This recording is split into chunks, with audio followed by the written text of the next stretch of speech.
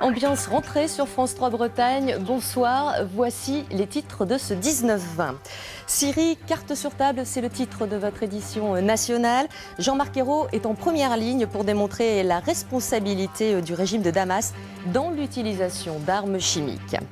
Pourquoi 64 véhicules ont-ils été carbonisés par les flammes hier après-midi près de l'aérodrome de Pontivy? Incendie volontaire ou accidentel? On fait le point dans ce journal régional. Nous ferons aussi notre pré-rentrée. Enseignants, personnel administratif et technique ont repris du service aujourd'hui dans tous les établissements scolaires. Ambiance dans un collège de Rennes. Et puis, coup de projecteur sur la fameuse écotaxe. Son application pourrait être reportée une nouvelle fois car en l'état, bien peu de transporteurs ont pu équiper leurs camions. Nous serons aux côtés de l'un des principaux transporteurs de Bretagne, très critique, vous le verrez. L'incendie est-il d'origine criminelle ou accidentelle? 24 heures après le sinistre, l'enquête se poursuit pour identifier le ou les responsables de ce feu qui a détruit 64 véhicules près de l'aérodrome de Pontivy. Plus d'1 millier de personnes étaient rassemblées à l'occasion d'un show d'acrobatie de moto. Mais tout à coup, la fête a viré au cauchemar. Voyez ce reportage de Stéphanie Zad et de Philippe Boger. À quoi ressemblait le parking de la manifestation de moto acrobatique qui se tenait sur l'aérodrome de Pontivy hier après-midi. Le feu a pris en haut d'un champ de chaume transformé en parking pour l'occasion. Sous l'effet du vent, les flammes se sont rapidement propagées sous les véhicules qui ont commencé à s'enflammer les uns après les autres. J'étais en haut au stunt et je me suis retourné. Et donc là j'ai vu un gros nuage de fumée noir.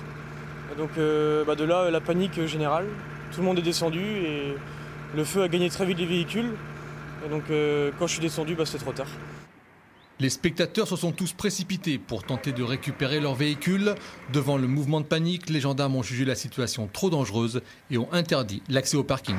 Le risque pour la population, c'était qu'un mouvement de panique s'installe sur le parking, que les véhicules finalement dans la panique s'entrechoquent, s'accrochent, restent immobilisés, alors que pendant ce temps-là, le feu continuait de se propager sur l'ensemble du terrain et on aurait pu avoir des personnes prisonnières de leurs véhicules avec des véhicules qui allaient s'enflammer, rendant à la fois difficile les secours du point de vue de la maîtrise de l'incendie, mais également du point de vue du secours aux personnes bloquées dans les véhicules.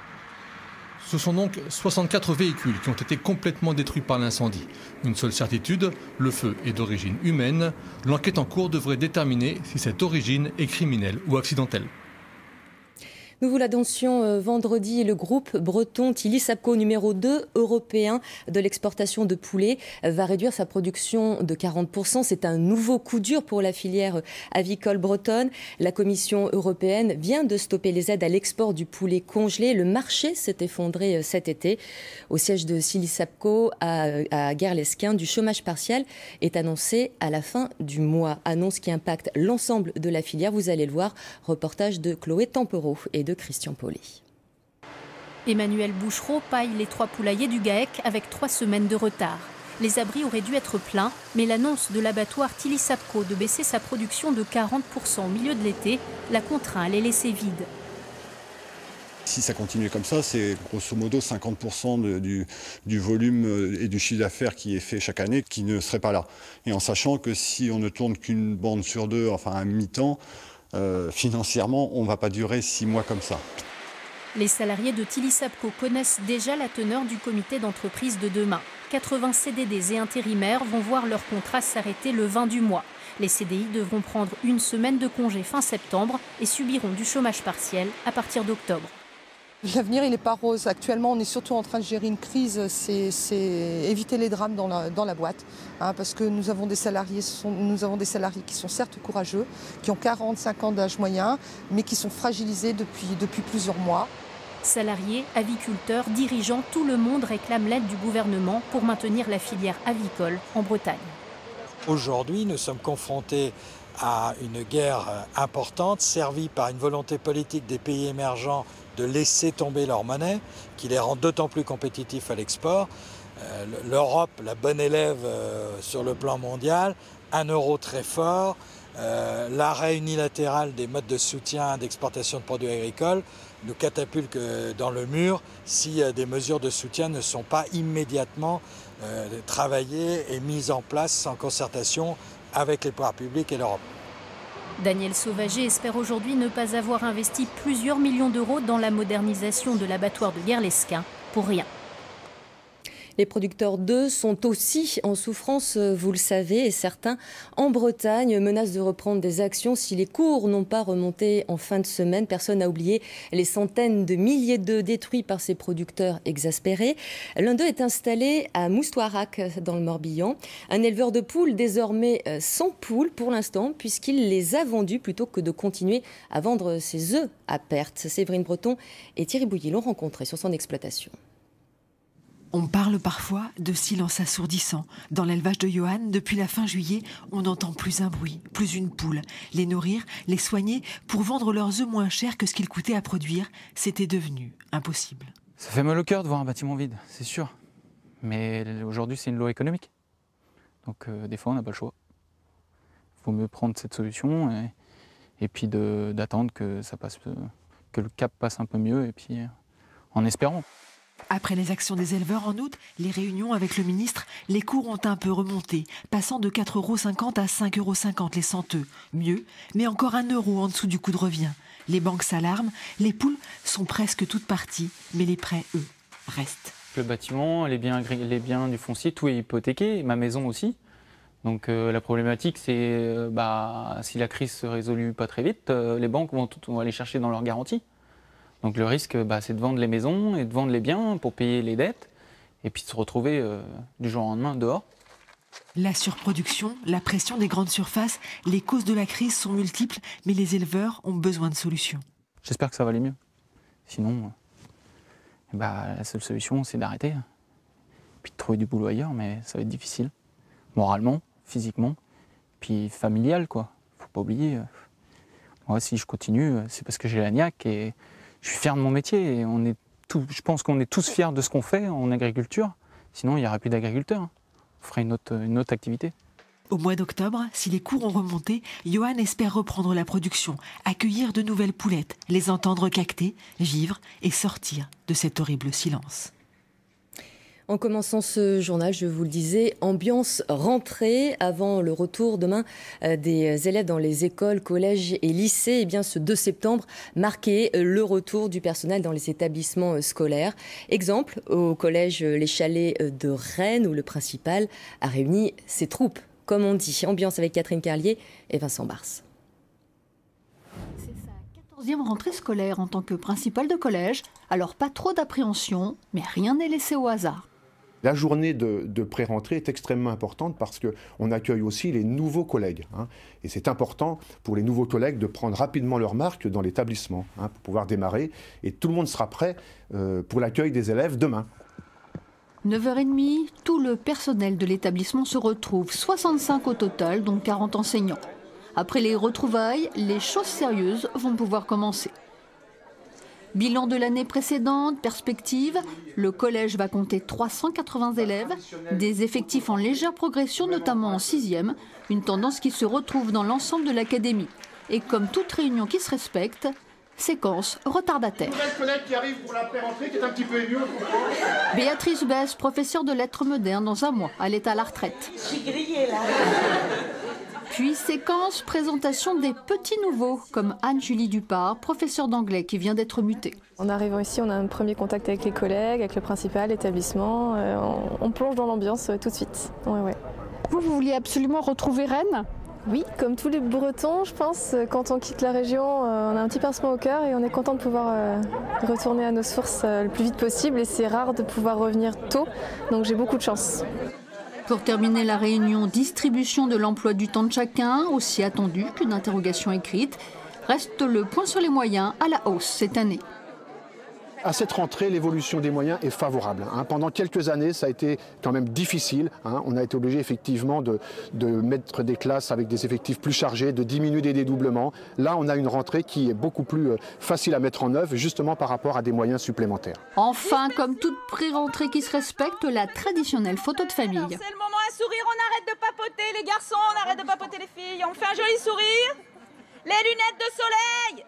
Oui, car les vacances, c'est bien fini. Voilà, et bonne rentrée.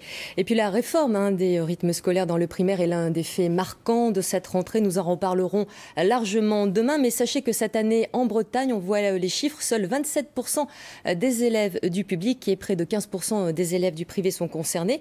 Autrement dit, la grande majorité des écoles bretonnes basculera sur 4 jours et demi dans un an. Gros plan ce soir sur un établissement privé, l'école Saint-Joseph du Plessis à Lanester. La réorganisation du temps scolaire y est en marche, mais il faut faire avec les moyens financiers à disposition. Éric Nedjar, Philippe Boger. Il planche depuis 2 jours pour préparer au mieux cette nouvelle rentrée scolaire. Et dans les discussions, bien sûr, il a beaucoup été question des nouveaux rythmes. Une demi-journée d'école en plus et de nouvelles activités, cela bouscule les habitudes. C'est vrai que ça suppose une organisation différente au niveau de notre emploi du temps, de notre fonctionnement autrement dans l'établissement même de toutes les classes. Ouvrir notre école à plusieurs intervenants. L'établissement a dû en effet faire appel à 15 animateurs et 3 associations pour assurer le bon déroulement de nouvelles activités sportives ou culturelles qui seront proposées cette année. Une vingtaine en tout, mais l'équipe enseignante sait qu'elle devra leur apporter son soutien, contrairement aux autres écoles de Lanester. Les jeux de société, c'est quelque chose que je maîtrise bien, donc quelque chose qui est facile à mettre en place dans ma classe. Et là où la réforme parle de 4 temps d'activité, l'école Saint-Joseph du Plessis, elle n'en prévoit que 2 par semaine. On ne pouvait pas financièrement faire plus. Ce n'était pas possible de faire 4 temps pour nous. Et puis ça aurait été plus compliqué. Ici, peut-être un peu plus qu'ailleurs, la question du coût se pose. En effet, l'école ne bénéficie que du fonds d'amorçage alloué par l'État, soit 50 € par enfant. Elle ne peut compter sur aucune aide de la municipalité.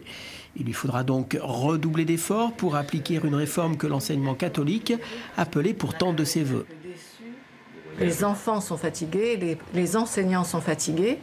Donc il nous semblait très intéressant de revoir clairement la question de l'organisation du temps scolaire. Quand on voit ce qui est proposé aujourd'hui aux écoles, c'est compliqué de faire un temps scolaire pertinent, intéressant pour les élèves, dans le cadre qui nous est donné.